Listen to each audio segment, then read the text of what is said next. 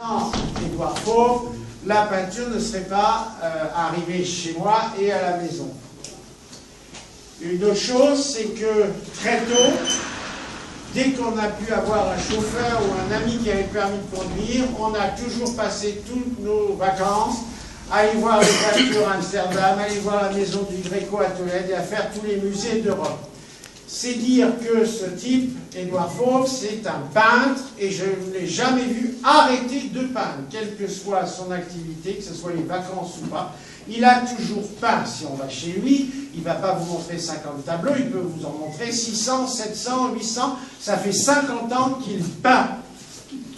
Le problème, je veux dire que c'est pas ce que j'appelle un kéké ou un pingouin qui peint le dimanche quand il s'emmerde, ou des gens qui ont dit montre-moi ce que tu fais, je vais chez toi, ben, je peux te montrer 2 ou 3 trucs. Il peut vous montrer 50 ans de peinture. Le problème avec Édouard Fauve, c'est pour ça que j'ai accepté de passer, c'est que c'est quelqu'un qui est assez discret, qui n'aime pas parler de lui et qui n'aime pas parler de sa peinture non plus. Parce qu'il faut dire qu'elle est spéciale.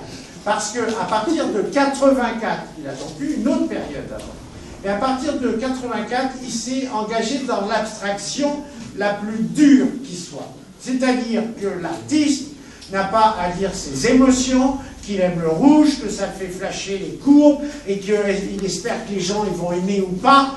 Il a choisi l'abstraction dure, c'est-à-dire qu'il marche avec un système de la peinture. C'est pas original, plein de peintres l'ont fait, ils sont un peu...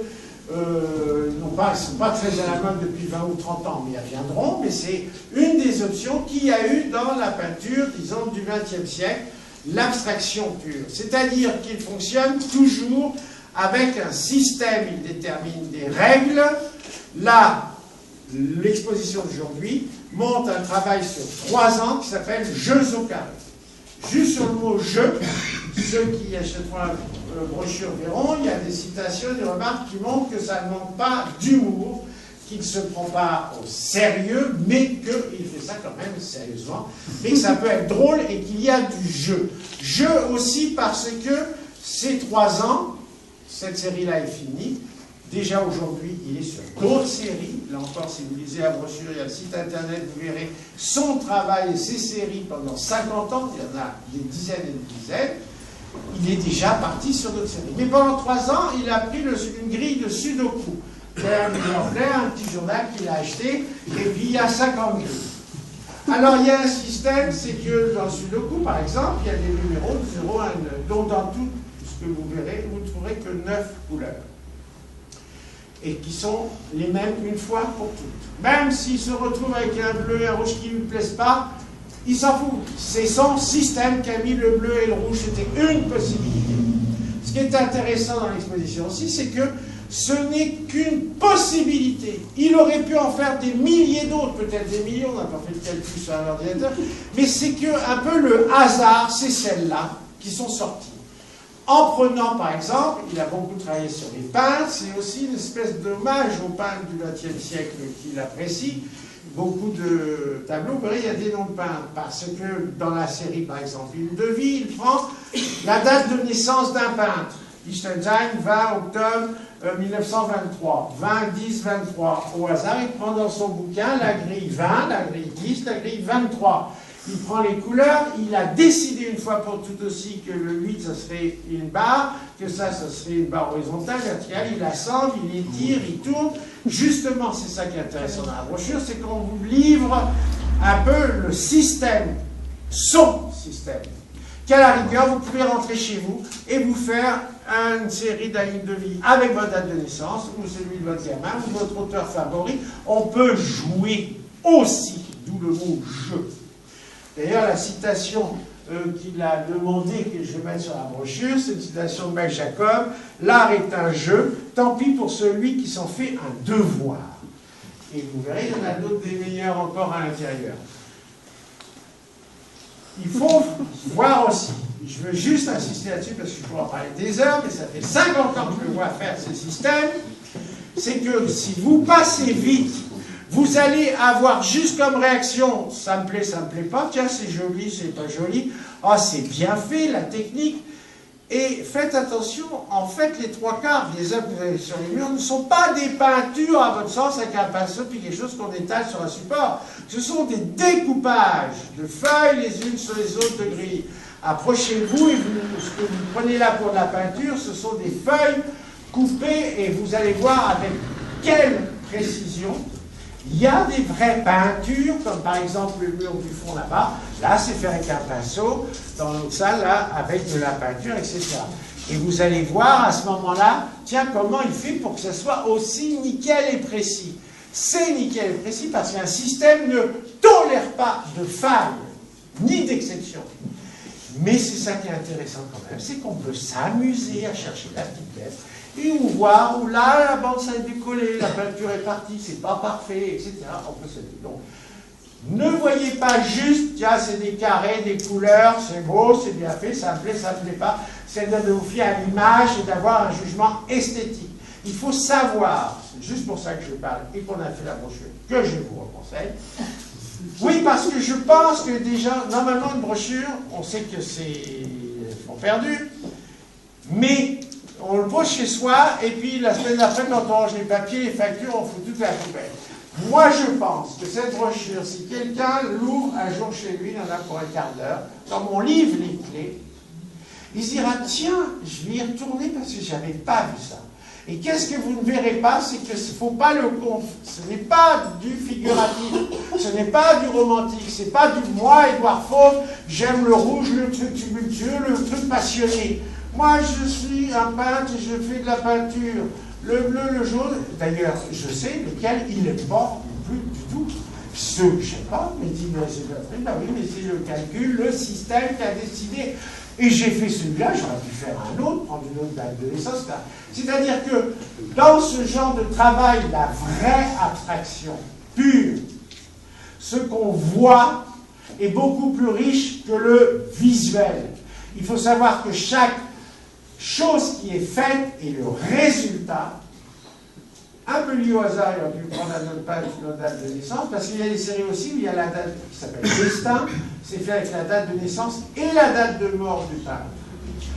Et une troisième couleur qui, en additionnant tous les chiffres de la date de naissance, donne la couleur du peintre, avec des choses bizarres, puisque la couleur de plein, avec ce système dans le vert, ou je ne sais pas quoi, alors qu'on sait bien que plein c'était le bleu, mais bref, il y a... Chaque peinture contient quelque chose, disons, d'intellectuel, ou on dirait de conceptuel. Et donc chaque peinture contient en elle-même le système qui l'a fait faire.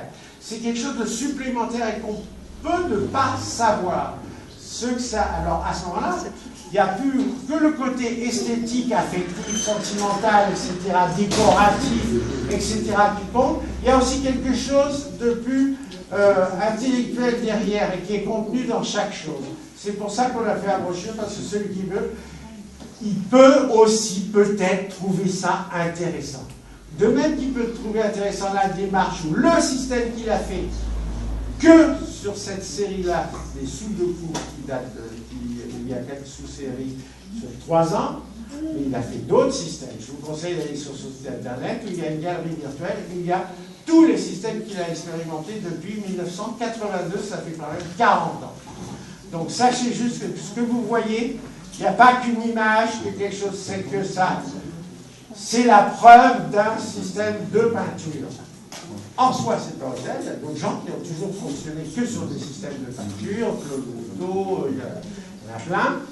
Mais sachez que là, il y a autre chose à voir ou à s'intéresser. On peut ne pas aimer le résultat, mais trouver le système intéressant. Mais là, on est dans l'intellect.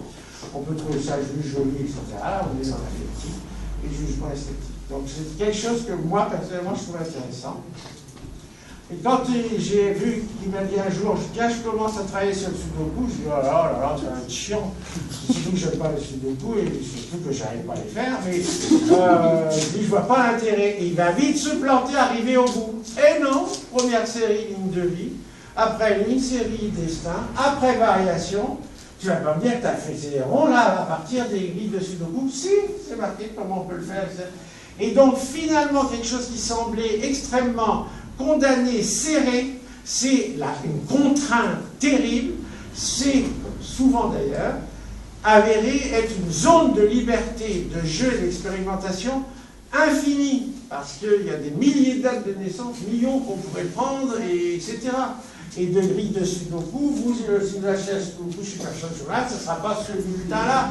Donc si vous faites le 17, vous êtes né un 17 janvier, ce ne sera pas la grille 17 de ce numéro-là, de ce jour-là, etc. Donc moi, je vous invite à le regarder un peu différemment de ce qu'on a l'habitude de voir. C'est rare de voir quelque chose de purement abstrait, où la personnalité du peintre, ses goûts personnels, ses problèmes, etc., n'existe pas. Donc vous pouvez lui dire j'aime pas, ça lui fait rien du tout. J'adore, il dira moi c'est pas de ma faute, mon système donc il donne des fois des trucs donc pas mal qui peuvent plaire. Mais c'est une attitude, l'abstraction pure, extrêmement difficile, rigoureuse. Vous faites un peu fou, tout le monde n'est pas capable de tenir pendant 10 ans, 20 ans l'arrêt, et pas une fois dire tiens, ben, je vais changer, je vais prendre tel rouge, parce que non, ce sera toujours le même rouge, parce que c'est le marchand de la boîte numéro 7, ce sera toujours pendant les 40 ans de la boîte numéro 7.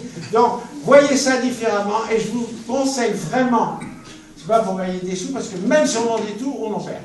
Mais ça vous fera peut-être montrer, puisqu'on donne des codes, et on a essayé d'expliquer plus simplement en 28 pages, avec des exemples, comment il a travaillé cette série-là. Je vous conseille aussi d'aller sur le site internet où il y a une galerie virtuelle, et depuis 1960 et quelques, vous verrez sa période figurative, affective, romantique. Vous verrez, il a travaillé dans l'affiche, il a fait des vitraux, il a fait des sculptures, donc une énorme sculpture en bronze qui a été dans l'heure à Chartres. C'était l'heure ou en quoi en tôle.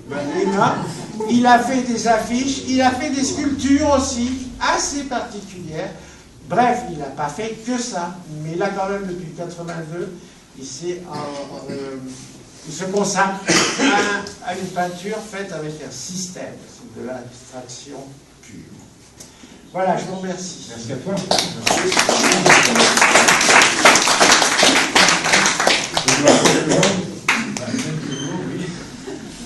Qu'est-ce que je peux dire après cette présentation très chaleureuse? Je vais d'abord remercier donc, la galerie La Belle Friche qui m'a accueilli, plus particulièrement François qui nous a aidés, qui a été très vigilant pendant l'installation, Nathalie pour sa communication très efficace. Bon, je veux remercier bien sûr Jean-Claude, parce que sans lui, on n'aurait pas fait la brochure. Je suis complètement nul en Internet. Je n'aurais pas non plus le site, donc je le remercie très chaleureusement. Et puis, je remercie vous tous qui êtes là. Merci à toi.